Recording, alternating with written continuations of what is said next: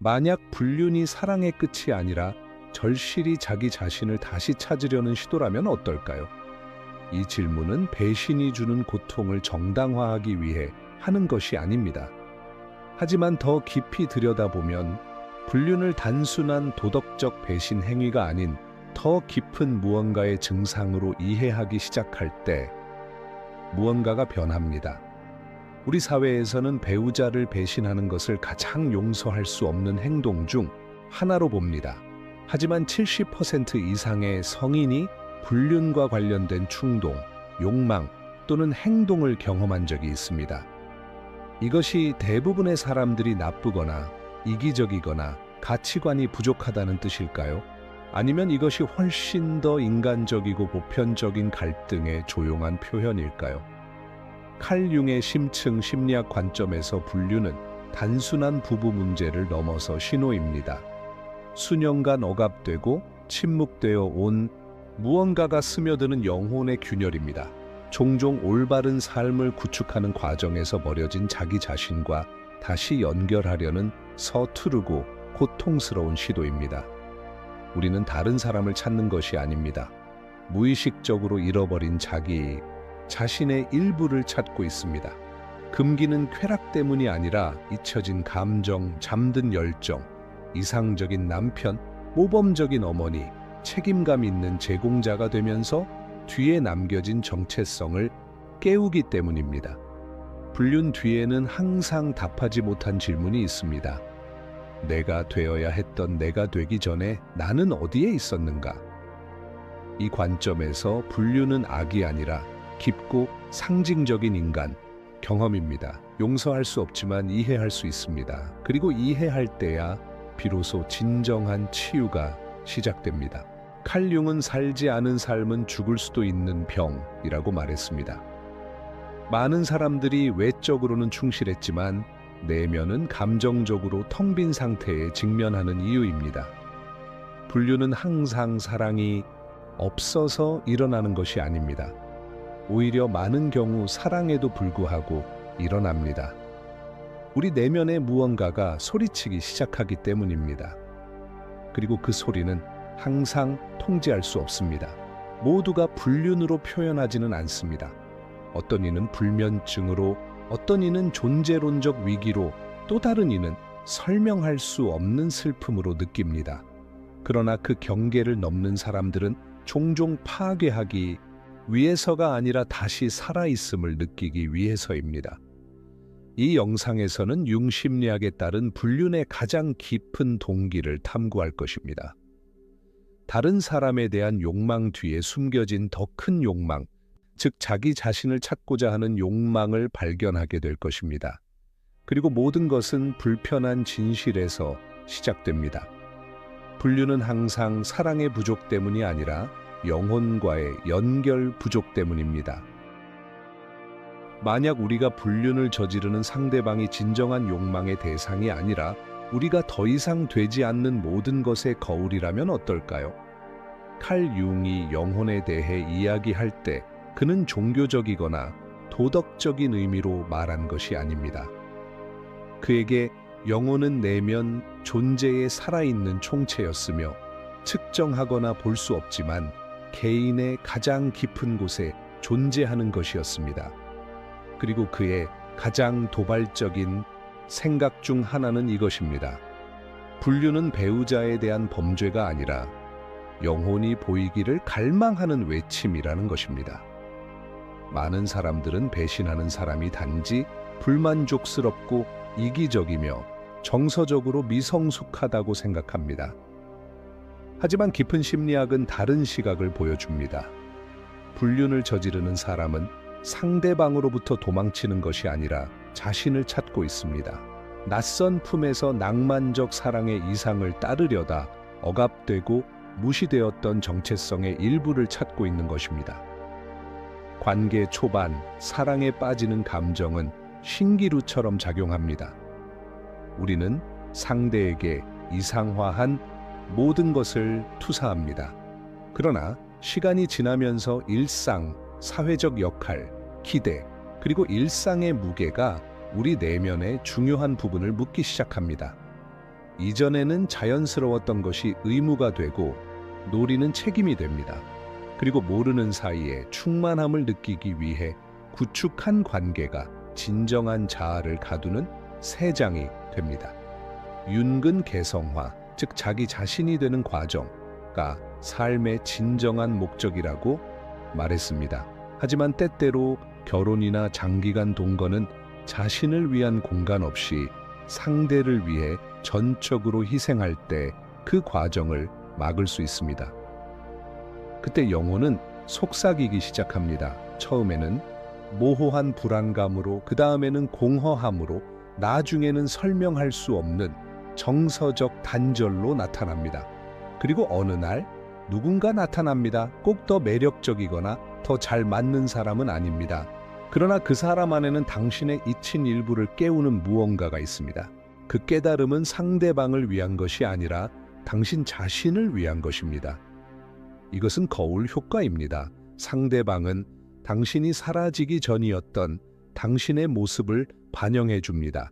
아니면 아마도 당신이 결코 허락하지 않았던 모습일 수도 있습니다. 그래서 욕망은 진정한 의미에서 상대방에 대한 것이 아니라 상대방과 함께 있을 때 떠오르는 나 자신에 대한 것입니다. 이것이 행위를 정당화하는 것은 아니지만 의미를 제정해야 합니다. 왜냐하면 종종 새로운 삶을 원하는 것이 아니라 같은 삶 안에서 잃어버린 삶과 다시 만나고 싶기 때문입니다. 융의 관점에서 분류는 원형적인 탐색입니다. 욕망으로 위장된 영혼을 향한 상징적인 순례입니다. 항상 의식적이지는 않고 항상 고귀하지도 않지만 깊이 드러내는 경험입니다. 그리고 도덕적 판단 너머를 볼 용기가 있을 때 그 은밀한 욕망은 단지 신호임을 알게 됩니다. 당신 안에 무언가가 영원히 잃어버리기 전에 사랑받기를 갈망한다는 신호입니다. 칼 융의 심리학에서 불륜의 깊은 뿌리를 이해하려면 그림자 개념을 깊이 들여다보는 것이 필수적입니다. 그림자는 우리 마음속에 숨겨져 있거나 억압되었거나 부정된 모든 부분을 의미합니다.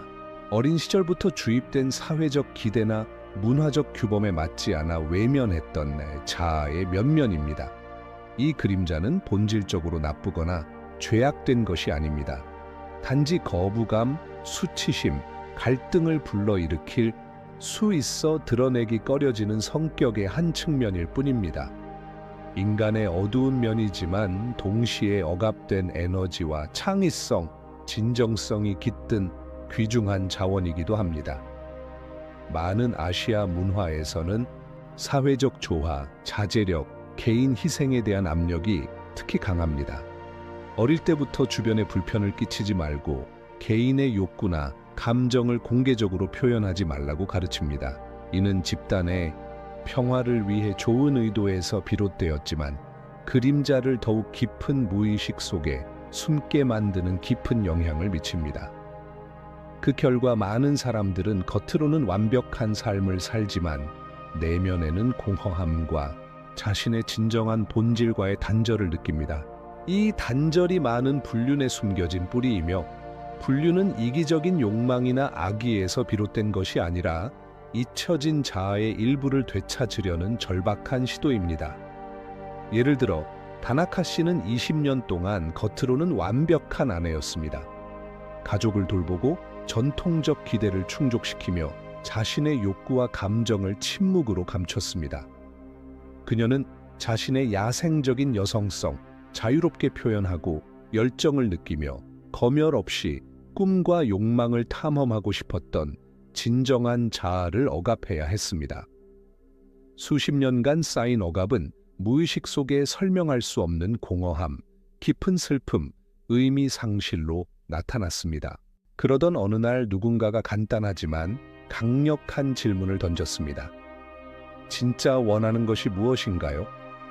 그 질문은 그녀 안에 잊혀진 불꽃을 일깨웠습니다.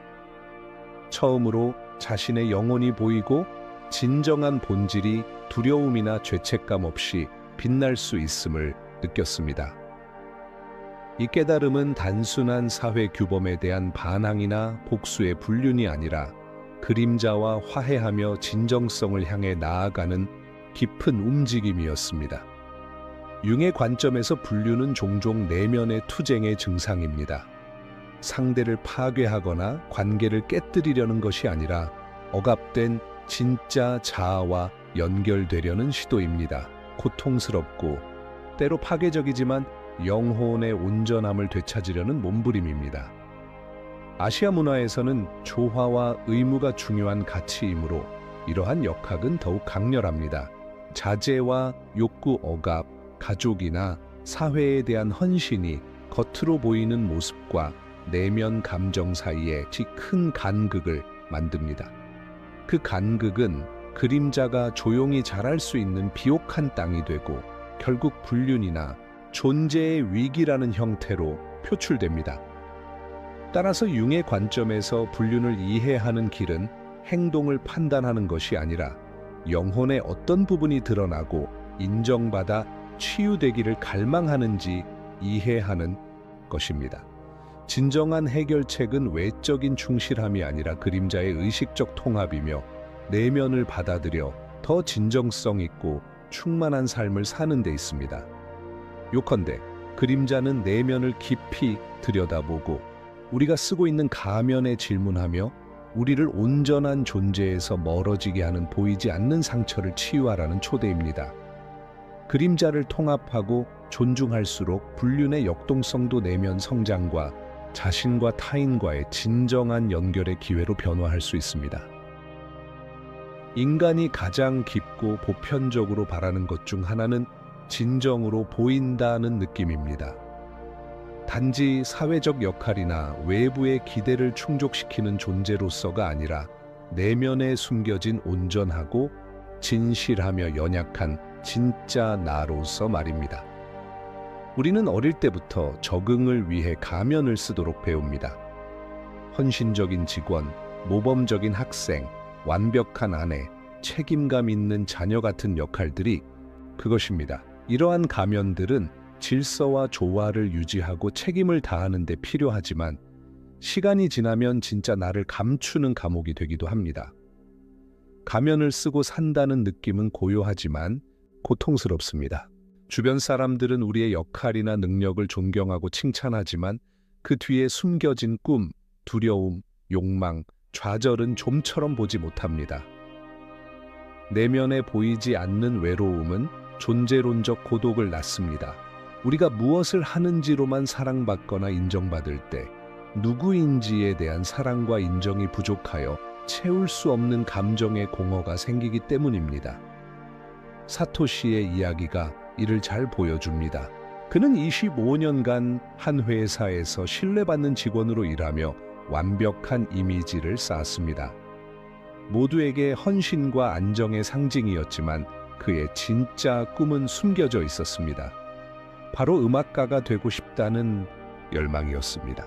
오랫동안 타인의 기대에 맞추느라 자신의 진정한 열정과 본질은 묻혀 있었습니다.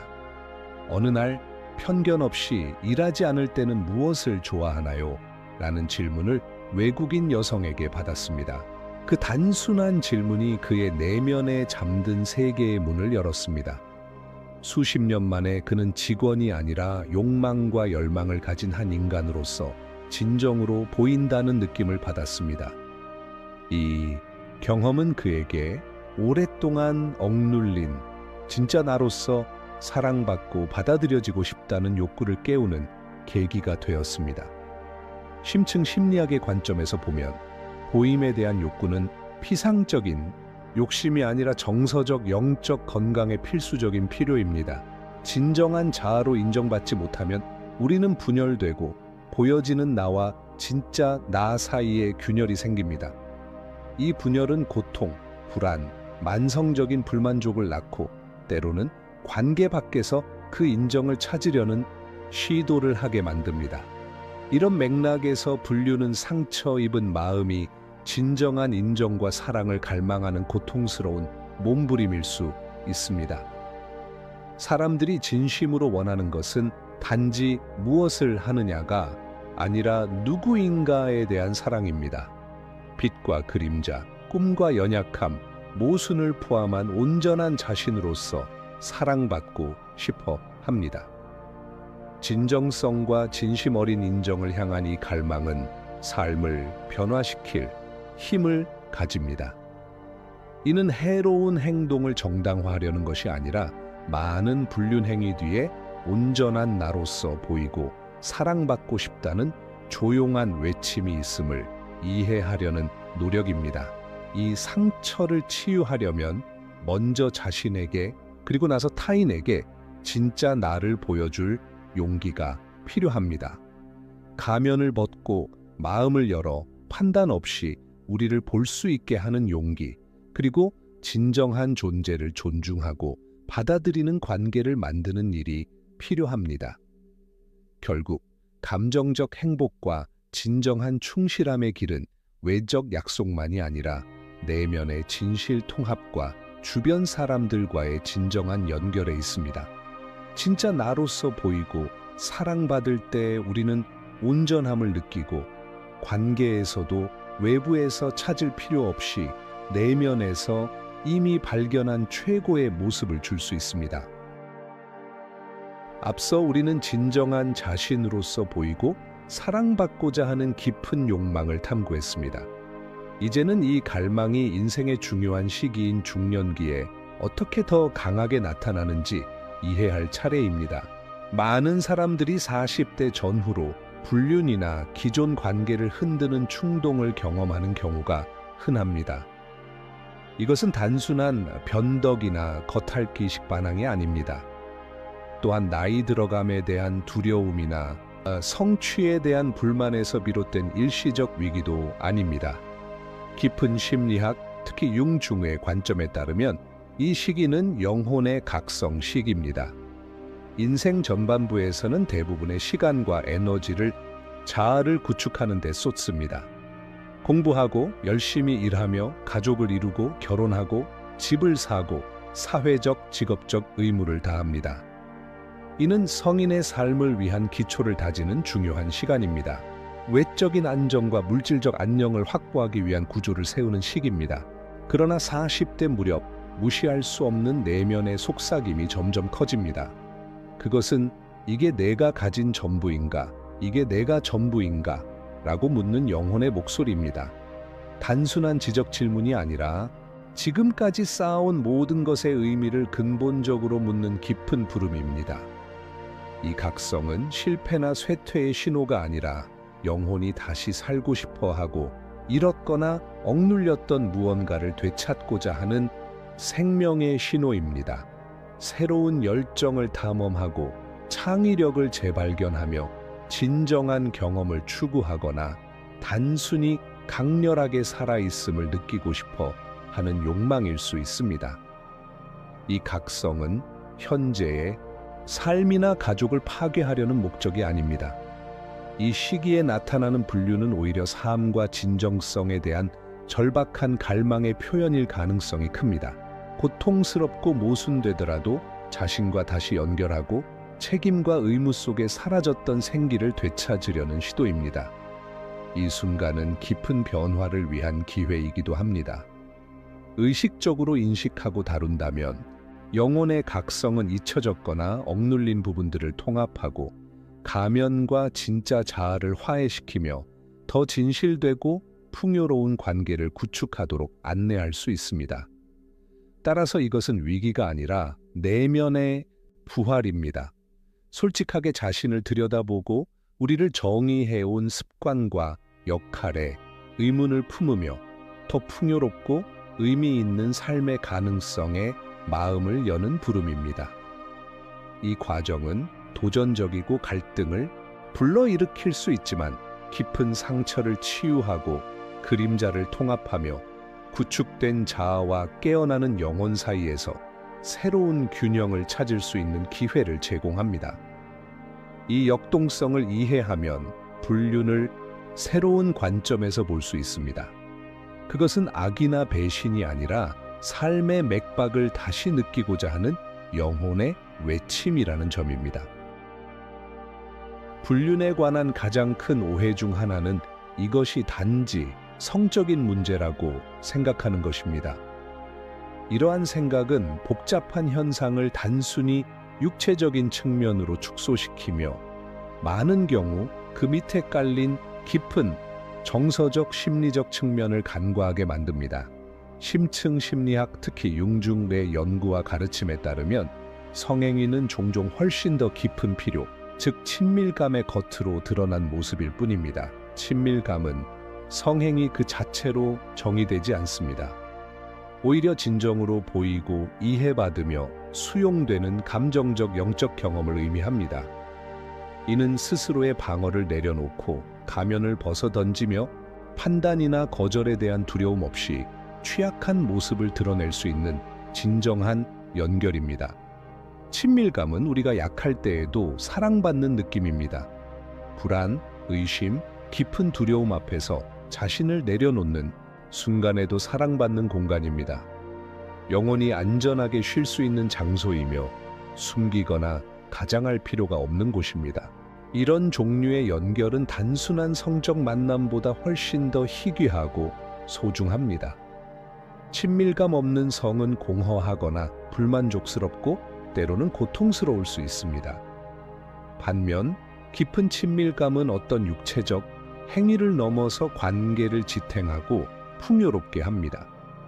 많은 부부, 특히 오랜 동거와 자녀 출산 이후에는 이런 친밀감이 서서히 사라질 수 있습니다.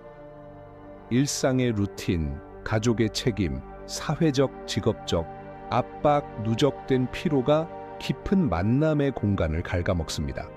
이런 상황에서 부부가 같은 지붕 아래 같은 식사를 하고 같은 의무를 수행하더라도 진정으로 연결되어 있지 않을 수 있습니다. 진심으로 듣고 이해받는 순간이 부족할 수 있습니다. 말이 단순한 소리가 아니라 상대의 영혼에 닿는 다리가 되는 순간이 결여될 수 있습니다. 이 친밀감이 사라지면 조용하고 아픈 공허가 생깁니다. 그 공허 속에서 일부 사람들은 이미 관계 안에서 찾지 못하는 진실한 자신으로 보이고 수용받고 사랑받고자 하는 욕구를 밖에서 찾기도 합니다. 그래서 불륜은 단순한 육체적 쾌락의 축으로 이해되어서는 안 됩니다. 많은 경우 그것은 잃어버린 친밀감과 다시 연결하고자 하는 영혼의 절규입니다. 때로는 잘못된 방식일지라도 관계가 돌보지 못한 존재론적 공허를 채우려는 시도입니다. 이 구분을 인식하는 것은 불륜을 더 깊이 있고 연민 어린 시각으로 접근하는 데 필수적입니다. 깨진 관계를 치유하는 것은 단지 성을 회복하는 문제가 아니라 진정한 친밀감을 복원하는 문제임을 이해하는 것입니다. 친밀감은 자신의 내면 세계를 나누고 상대의 세계를 조건 없이 수용하는 데 필요한 시간, 관심, 용기를 요구합니다. 가면 없는 온전한 존재, 적극적인 경청, 우리 모두의 모든 면을 받아들이는 사랑의 예술입니다. 부부가 이런 친밀감을 키워나갈수록 폭풍을 견디고 진정한 사랑을 깊게 하는 견고하고 회복력 있는 유대를 구축할 가능성이 커집니다. 사람들이 진정으로 불륜을 하는 이유는 무엇일까? 불륜은 단순한 배신이나 빈 행동이 아닙니다. 칼융의 깊은 시선으로 보면 누군가가 그 경계를 넘는 이유는 단지 육체적 욕망이나 일시적인 권태 이상의 훨씬 더 복잡하고 내면적인 갈등과 필요의 뿌리를 두고 있습니다. 본질적으로 불륜은 개인적인 변화를 향한 시도로 이해할 수 있습니다. 자신의 삶이 정체되었고 진정한 자아를 반영하지 못하는 역할에 갇혀 있다고 느낄 때 변화를 갈망하고 성장하며 다시 자신을 발견하려는 긴급함이 나타납니다. 이 변형의 과정은 항상 의식적인 성찰에서 이루어지지 않습니다. 종종 무의식적인 충동이 단조롭거나 억압된 존재의 사슬을 끊으려 합니다. 이런 의미에서 분류는 자기 자신을 벗어나 내부의 틀에 갇힌 영혼을 해방하려는 방법입니다. 또 다른 근본적인 이유는 존재론적 위기, 즉 정체성의 위기입니다. 우리는 때때로 좋은 남편, 헌신적인 어머니, 모범적인 직원 같은 외부 기대에 맞는 이미지를 만들어야만 합니다. 그러나 그 이미지가 너무 경직되면 영혼은 자신이 온전히 살지 않는 삶임을 느끼기 시작합니다. 그때 의미 있고 삶의 색과 깊이를 더해줄 무언가를 찾고자 하는 욕구가 생겨납니다. 그래서 분류는 강요된 정체성에서 잠시 벗어나려는 시도이자 획일성을 요구하는 세상에서 진정한 자신을 찾으려는 탐색일 수 있습니다. 또한 억눌린 자유와 창조성에 대한 갈망이 있습니다. 자신의 꿈과 열정을 희생하며 역할과 책임을 수행하다 보면 온전히 자신을 표현하고 자유로워지고 싶은 열망이 불륜으로 나타날 수 있습니다. 이 자유에 대한 갈망은 특히 자아 표현이 제한되거나 통제되는 문화나 환경에서 강할 수 있으며 그런 감정적 도피나 육체적 탈출이 숨 쉴 공간이 됩니다. 이렇게 분류는 단순히 다른 사람과의 관계가 아니라 자기 자신에서 벗어나려는 상징적인 행위입니다. 잊혀지고 억압된 상처 입은 내면의 일부를 다시 찾으려는 몸부림입니다. 불륜을 하는 사람은 항상 파괴나 상처를 주려는 것이 아니라 잃어버린 열정, 진정성, 생명력을 회복하려는 내면의 치유를 추구합니다.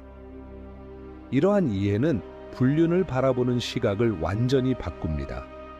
더 이상 단순한 도덕적 실수나 무례함이 아니라 인간 영혼의 깊은 정당한 필요를 나타내는 증상으로 보는 것입니다. 그리고 모든 증상과 마찬가지로 이내 그 상처를 치유하기 위한 내면 작업과 성찰을 요구합니다. 분류는 종종 관계의 끝으로 여겨지지만 실제로는 그 이상일 수 있습니다. 항상 최종적인 종결을 의미하는 것이 아니라 정체성의 균열이며 스스로를 정직하게 들여다보라는 각성의 순간일 수 있습니다.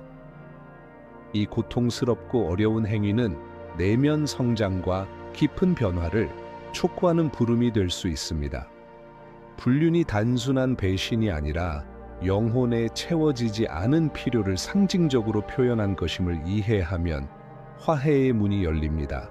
상대와뿐 아니라 자기 자신과도. 이는 윤기 말한 개성화 과정으로 가는 길이며 숨겨진 부분을 통합하고 그림자를 받아들이며 진정한 자아를 재발견하는 과정입니다. 그래서 분류는 단순한 상처가 아니라 더 큰 자각과 진실을 바탕으로 치유하고 재건하는 전환점이 될 수 있습니다. 표면을 넘어서 깊이 성찰하며 이 도전을 자신과 타인과의 더 진실한 연결을 찾아가는 성장과 변형의 기회로 보길 초대합니다.